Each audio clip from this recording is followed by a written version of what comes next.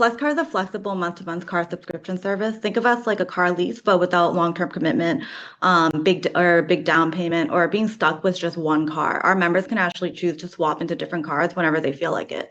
So right now, we're currently in New England, Atlanta, Charlotte, and Nashville, and we're actively looking for our next city.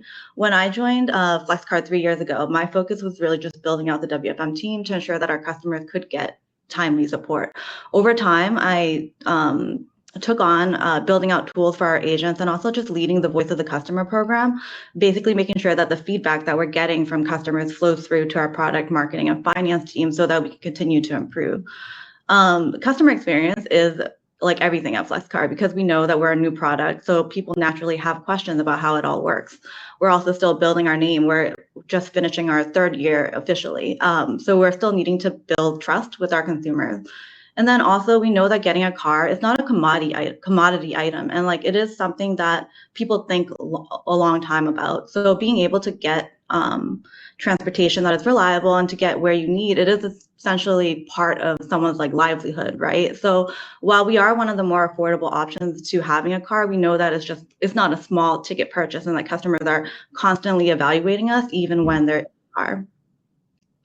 Totally. Yeah, cars are such a critical part of a lot of folks' lives and really important to be able to provide a lot of that feedback back to your product team. I'd love to hear a little bit about kind of your current architecture of your care team, as you call it at Flexcar. So what does your support stack look like, channels, technologies, those sorts of things? Yep. So for our systems, we're using Assembled for WFM, Guru as our knowledge base, and then Maestro for QA. For our phone support, we're using Five9 for IVR and also just getting the calls to the customers. And then those will integrate into Zendesk and create tickets, which we also use for email. And also we create tickets for processing orders too. Most customer data like billing plans, customer reward, like any of these nuances to their profile, those actually live outside of Zendesk in our homegrown customer hub. And then in terms of staffing, it is interesting because our customer base right now is 7,000 active customers month over month. And our support team is really quite small in comparison. We have 18 to 20 agents during the day between 8 to 5, and they handle all of the contacts, both phone and email, and at some point chat in the past too. We have 4 agents that we rely on for overnight support because as a car company, we need to provide our customers with 24/7 roadside and emergency assistance. That's super helpful. And curious to hear maybe a little bit about what limitations in your existing phone support and system really made voice AI a priority for you all. So yeah, in the next year, we are expecting a ton of growth, but like we just don't have the time to plan and to staff for it. So we're looking to expand to cities where maybe we aren't a household name yet, and we're expecting to see a spike in questions about just how everything works. So the challenge is that we want to grow, and we want to engage more customers, but we don't necessarily want to grow our headcount at the same pace. And this is like the typical growing hurdles, like just the cost of adding new headcount to the org, the time for training and onboarding to make sure that human agents know how the product works and that they sound convincing on the phone. Also, staffing for occupancy. We know that like if you have a volatile forecast like us, occupancy is either going to be really expensive or you're risking burnout for agents. The last factor is just efficiency. When we're getting new hires up to speed on like handle time and all those traditional call handling metrics, we still bake in follow-up times where we rely on a human to take a note and to perform these manual steps or manually escalate a call over. That ends up, just being inefficient. And also right now, like 60% of our channel mix is phone. So all the work that we've been doing with Assembled for like AI on email, that isn't yet translating to the bulk of our volume. And then moving back to the growth problem, we know that 30% of our contacts right now are from new customers that are just engaging with us. And we're having to prioritize like what calls our human staff is handling.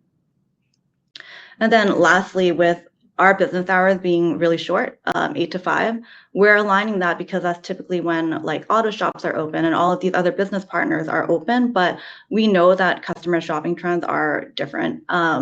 Typically, people will start thinking about these decisions after work or when they have free time or even late at night. So right now, like we do feel like we're missing a lot of opportunities to engage with those customers. Right now in our traditional IVR, the only option that we really have is to tell the customer to try again later or to write us an email. And we feel like some of these customers drop off because of that. And then the last thing is that like we're just looking to give customers that current customers that need support at night another outlet for us to be able to help them. Mm-hmm. Totally. And I think you touched on this a little bit, but I'm curious, how did you really kind of identify and prioritize some of those use cases you talked about, whether it's new customers, or folks that are reaching out outside of those normal hours? Yeah, so what we found with the traditional IVR is that we've always struggled to get like proper contact driver reporting. And to some of the points that Sam mentioned earlier, there's always a margin of error when we're relying on either the customer or agent to pick what the reason is from a list that is preset. So to fix that, like that's why we're also exploring using AI in front of our IVR to just simply ask the customer in the greeting, what can I help you with? Thanks for calling Flexcar. Do you have any questions that we can help you with today? And then from there, we'll either have the AI workflow try to get the customer to their resolution faster, or like we will hand off to the right skill. And then right now, I feel like also with humans taking notes, like we lose accuracy on what the call was for, and we're hoping that with AI, we have more accurate interaction summaries. Mm-hmm. Totally. That makes a ton of sense. And I know we talked a little bit about kind of best practices for developing that AI strategy. Curious how Flexcar really developed that strategy and what your approach has been. Yeah, so our ultimate goal is to make sure that we're using AI in a way that enhances the customer experience and gets the customer solution faster versus acting as a sort of barrier to help. I think in the early stages when we were looking at like text to speech or some sort of like bot system, it just created frustration for customers. And we know that like the AI agent is only going to be as good as like what we allow it to do and what we train it to do. So we have engagement with our product and our tech team to make sure that like we are creating that data orchestration layer that needs to happen. And then we also took a phased approach to this. So last year we really focused as AI as like an agent assistance tool to make our agents faster. And it was a lot lower stakes, like there was always supervision. And then now, this year, we're starting to use AI or actually, like we have already started using AI to work silently, like alongside the agent to escalate these contacts to the team that need to see like what the customer experience is. And then they're able to jump in and do like these very specific things or start making systematic improvements to our like policies and workflows. This year, we do feel like we are ready to use AI to handle contacts and try to keep these contacts contained so that that human intervention isn't necessary anymore, because we saw that for the most part, they are just telephoning the same message back to the customer, and there was no other action required except giving the customer the information. Mm-hmm. That makes a ton of sense. I'm curious, like, how did you really make a case for that change, especially with some of the leadership and executives at Flexcar? Yeah, so I was lucky because we started pushing these three tenets for customer service even before AI, when we basically needed to get things done for the care team and get the support of like product and leadership. And what we found is that those three tenets like still hold true, and it even made a stronger case when AI became an option. So the first thing was that we want to make sure that our agents are handling the right contacts. So these are contacts where the human touch is necessary and it adds value. And we knew that we also had to push self-service as much as we can. Before AI, this was like the old school chatbots or, pushing them to basically read the help center articles or even adding like prompts in the IVR where the outcome was just the customer saying, speak to a representative over and over again. So we knew that like that wasn't great, and we took that offline pretty quickly. And then the last thing was we wanted to take timing out of it. We wanted to change how urgently we had to answer these contacts so that like we didn't have to deal with typical WFM metrics like ASA, like occupancy, like making sure that all calls were answered in 30 seconds and having the right staff to do that. So before AI, we did that with queue callback campaigns and like pushing those contacts over to email. But even when we did that, it still required a human agent to eventually handle those calls. And then the last thing is that like when we started using some versions of AI, like it became super apparent where we can adopt voice AI, because in these workflows, the agents they're looking at the knowledge base and then they're saying the same script over and over again. Mm-hmm. Totally. I think we've seen definitely AI spike in some of that individualization and empathy pieces, which is really helpful when a lot of agents are kind of used to those same scripts and narratives. Could you walk us through a little bit of your evaluation process for AI and kind of what were the capabilities or features that you were really looking for? Yeah, so we were looking for AI that we were confident that we could keep a high containment rate with. So like we'll be looking at how many times the customer still needs to be transferred, or if they're requesting to be escalated, and also the time to resolution for those contacts, because we know that some of these things that these customers are asking for, they require like more complicated workflows. So that ticket, when it's going through our human teams, might take 2 or 3 times that we're hoping to bring down to. We're also looking at correct case tagging and like resolution paths to be able to really define all the different scenarios. We're looking at like accurate sentiment analysis to gauge like what customers are frustrated about, what makes them like super happy. And like we think that with the sentiment analysis, we can do a lot of really personalized and exciting stuff for customers.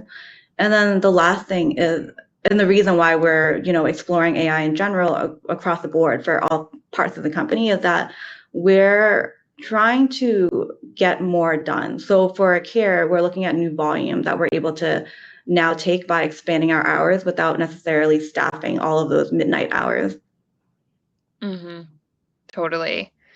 And I'm curious how to kind of some of those capabilities and features translate into how you're really measuring the success of your voice AI implementation and specific kind of KPIs you'll be tracking.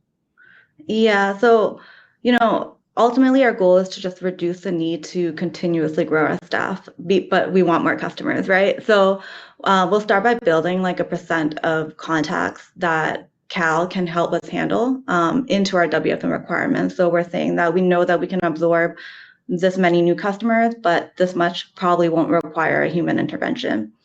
And then also our first test for ROI that we're trying to get to is destaffing the overnight team and allowing customers to self-service through a combination of voice AI and also like their engagement with our app. The overnight schedule is actually really tough for human agents. They're waiting for such a small number of calls, so they could be waiting all night for maybe 4 calls spread over an 8-hour shift, and it's hard for our human agents too. Mm-hmm. Yeah, I'm curious if you're kind of making any changes in your support team structure. I know you mentioned kind of the overnight team, but any other kind of accommodations with that introduction of voice AI? Yeah. So as we start using voice AI, we'll still be handing off these high touch critical cases that in that matrix that it makes more sense for a human to handle right now.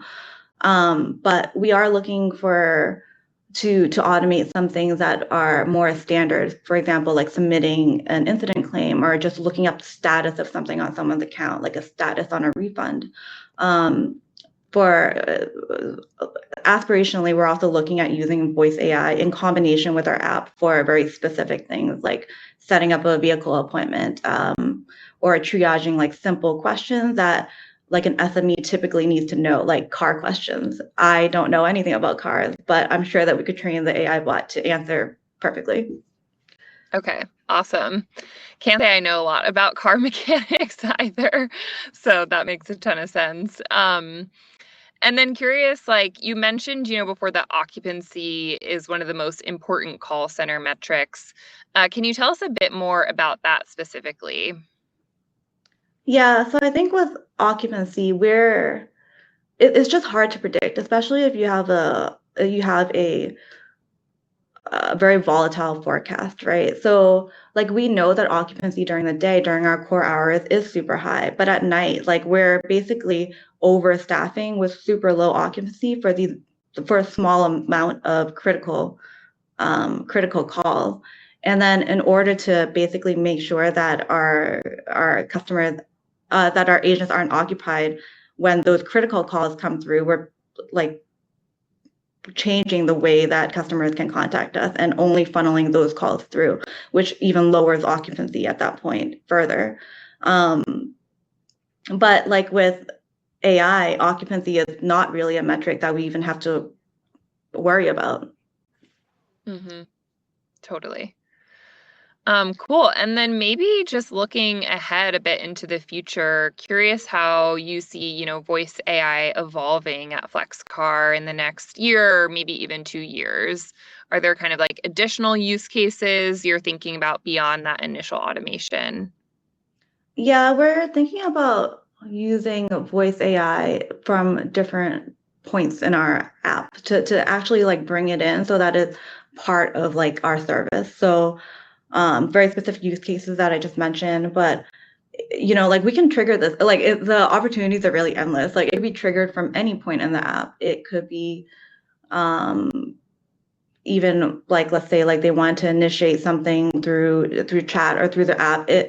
We're not looking at voice AI as just on the phone, but actually like how do our customers engage with our app and our knowledge base in general?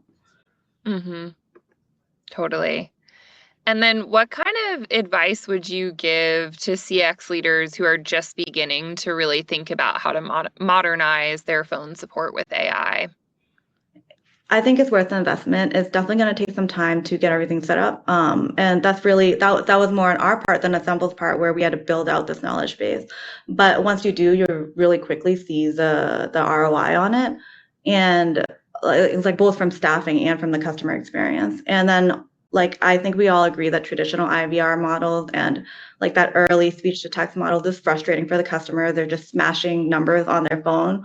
And then what we also found was that for a startup like us, where things are constantly changing, making sure agents are consistent when they're looking up guru articles, and also just understanding that knowledge in real time, like fast enough so that it sounds natural and sounds good on the phone is much harder than email. So it makes sense to apply AI more so for that, as an either just taking over the call or as an agent assist tool. Even more so than just for emails. And also it helps keep that brand voice cohesive across all channels, which is something that we were struggling with. But I think the reason that I feel the most strongly about moving to modernizing just everything in care with AI is that like I feel like most companies, they will have teams that do all of this quantitative analysis to see how the customer is doing, and like what their churn likelihood might be and all of that. But what we know is that like what drives the customer to really rave about a product, or maybe even to leave a bad review, is less predictable. It's more emotional. And like before AI, it required very manual processes to get those insights. But now with AI, we can leverage like all of the data that we're getting from those customer interactions. And then like us as a customer experience leader, we then have the keys to all these like valuable insights that we can then share with the business. So I think it fundamentally will change the role and the impact that the customer experience has in like all business operations. Mm-hmm. Totally. That makes a ton of sense.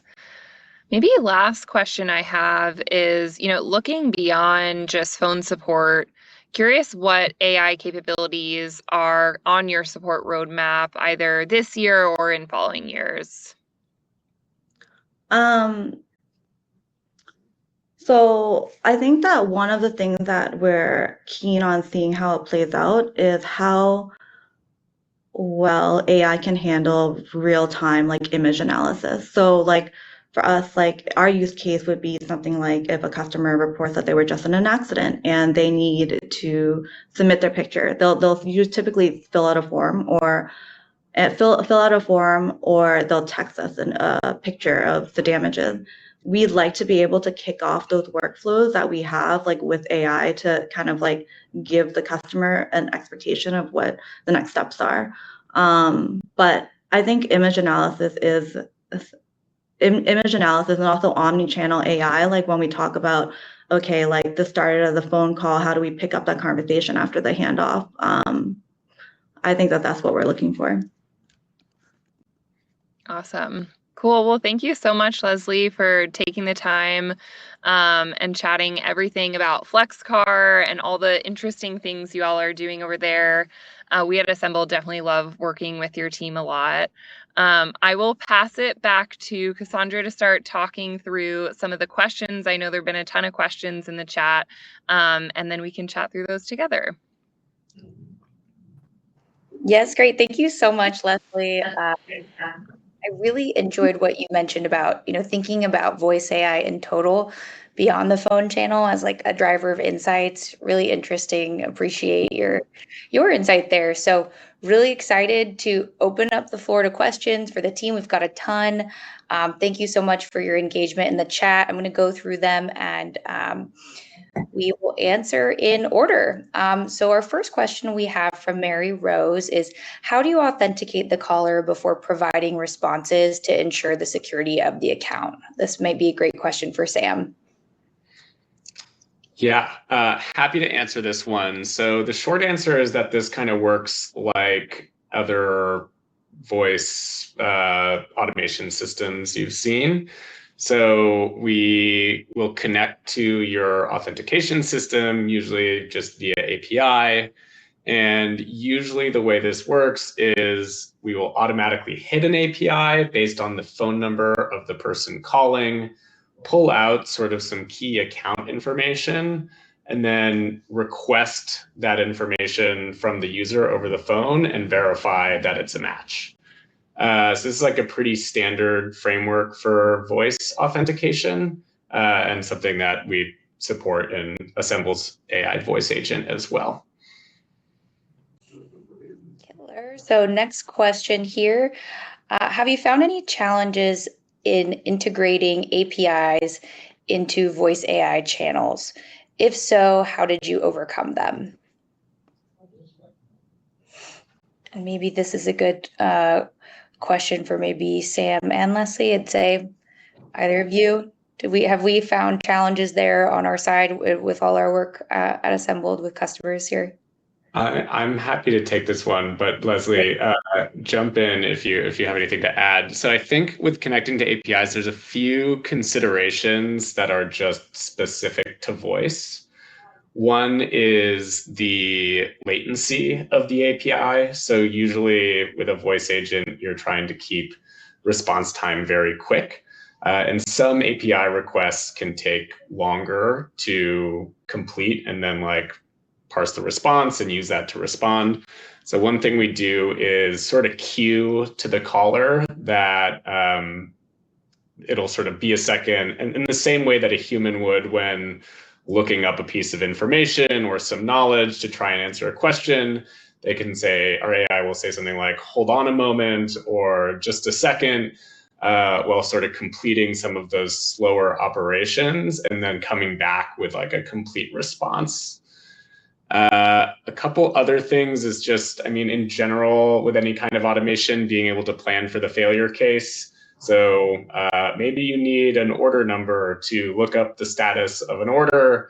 Maybe the customer can't find it in their email. In this case, you might have to make sure that you're sort of identifying all of those situations and properly sort of escalating to the right agent if necessary. And then I think one more is just like validating that data is captured accurately. So over the phone, there's just like one thing we'll do is have the AI agent basically like repeat back certain pieces of information to verify that they're sort of captured correctly before using them in like an API call and making sure the request is successful. Fantastic. And our next question here is, how have you been measuring or thinking about quality of the AI portion of the interaction? Good question for us. Oh, go ahead, Lesley. Yeah. Yeah, I can talk about this. So typically, like, we'll know if they're calling back again, right? Because if the customer is not getting their solution that they want, or they're not hearing what they want, and this could happen with human agents too, they will call back again. So it's really, we're looking at that containment rate and also like the sentiment analysis, to make sure that they're not leaving the call like more frustrated than when they started. We're QAing it the same way that we would with a human agent. I really don't like, we don't have to do anything differently. Like if the human agent is accurate, if the AI agent is accurate, if they responded well to the customer, we're kind of applying the same metrics there. Yeah, I would probably second that as well. Across channels, how we think about quality is the same kind of rubric any QA team would go through, whether it's an email or a chat or a phone call. Did the agent say the right things? All those kind of scores. We have a sort of relevant follow-on question here. Does Assembled have an AI quality assurance system? So yeah, we have a number of tools that are meant to be able to sort of improve how you can understand and monitor quality. So we will give sort of interaction level visibility into every AI agent interaction. So you'll see a full transcript of the conversation and also be able to score those transcripts using the rubric that May and Lesley were talking about directly in the tool. We also have reporting built off of this, and also the ability to just test everything really deeply integrated into the platform. So if you have a specific workflow or sort of knowledge responses, routing rules you want to set up, it's built into the platform to be able to test all of that stuff. And so the goal is to give you sort of the testing tools and then both the interaction level and high level reporting you need to monitor and improve quality over time. It's usually a bit of an iterative process, and sort of capturing examples where the AI might have done something wrong. We can use those to just generally improve quality and gather those examples and get the right behavior in every sort of case. Great. So our next question here, for voice AI that results in a handover, does the AI system inform the human agent of the interaction before completing the transfer to avoid customers needing to repeat themselves? Does the AI agent continue to monitor the call for data capture, transcription, etc.? And I believe that is a yes, but I will hand it to Sam for the details. Yeah, so short answer is definitely a yes. When the call is transferred to an agent, we basically create a ticket with a ton of different handoff data. This can be customized sort of down to the issue type level.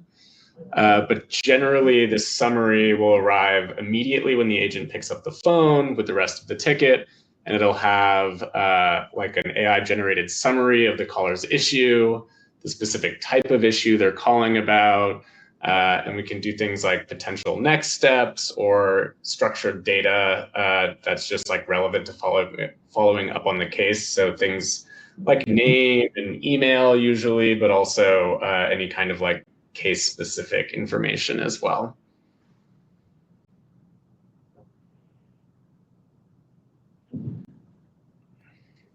Great. And our next question here, do you feel is more useful for Gen AI and voice, knowledge-based optimization for AI or directly creating coaching and scenarios for specific use cases?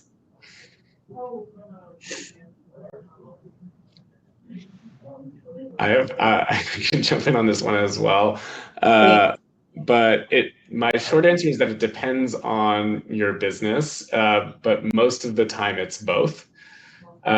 So we do have some customers who have, I don't know, a really large percentage of support cases are related to like a single type of issue. And in that case, you can get a lot of leverage from just like one really well-defined workflow. But usually the combination of that plus knowledge answers is the right way to get to sort of meaningful resolution rates. Great. And another question here, it's more specific to Assembled. Does Assembled have a way of gathering qualitative data and sentiment? Yes. We'd love you, expand on that for us as well, Sam. Thanks for taking it. By qualitative data, I think there are a lot of just automatically sort of detected attributes of the call. For example, like what category of issue is this? But also if you share more detail, I'm happy to get more specific. Sentiment detection is another thing that AI is also really good at out of the box. So something that we can do as well. Great. Another one here. Happy to see so much engagement. Thanks all. What full resolution rate is desired for a go live on voice AI to be worth the potential friction point for customers who will be routed through topics that cannot be automated? Do we understand that question here? I'm happy to answer that one. I think the goal kind of AI handling your cases and that voice AR is they don't have to go through that traditional IVR that might talk about topics that aren't relevant. So the very first question is often kind of what can I help you with, and immediately getting into that customer's concern. If that's something we want to immediately pass to an agent, we might collect some of that agent information, but then pass to an agent, versus if it is a topic that can be automated, in those cases, then the AI agent will actually help the customer in those cases. So really what the voice AI agent allows you to do is remove that sense of friction, since you can route directly off of that customer's first sentence on why they're calling and what their pain point is. Great. And a question for Lesley here. Lesley, you mentioned using Maestro QA. Do you also do QA for the AI systems, or do you only use the QA scorecards for human agents? For the QA scorecard, we're using AI in two different ways. For the QA scorecard, the intention is to coach the agent, and for us, like, we're looking at, are they matching the customer's energy, all of that stuff, versus with the QA for our assembled agent, we're just using the QA quality page for. So the same scorecard doesn't apply to both, but we don't think that the AI agent would have the same issues that like a human agent would. 100%. All right, an assembled question here. How do you manage system outages, or does your system have some sort of monitoring tool to monitor the AI performance? I can take this one. So there's a couple different things here. One, we really invest a lot in uptime. So I actually don't think we've had a production outage yet for voice, but keeping the uptime really high is something we're very focused on. We do have automated monitoring and alerting, so we will know instantly if anything drops. And then another thing we've done is also just having like the right fallback measures. So if a call gets transferred to us and we're down, we'll make sure that it immediately gets sort of transferred back into your IVR system. And we can even sort of do like a health check to just make sure we're up before transferring out to us, and then like proactively sort of not transfer calls out to the AI agent and just send them straight into the sort of traditional IVR or support queues. Great. And final question here for Lesley. This is a good one. What is one thing you wish you would have known before implementing AI for telephony?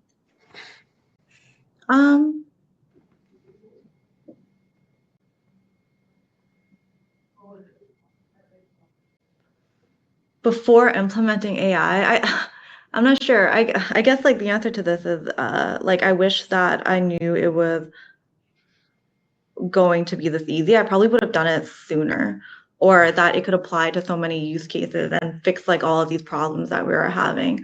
Especially when I mentioned earlier the contact driver problem. Like we were trying to solve that for almost like 2 years, when there was, like a very easy solution that we found with AI.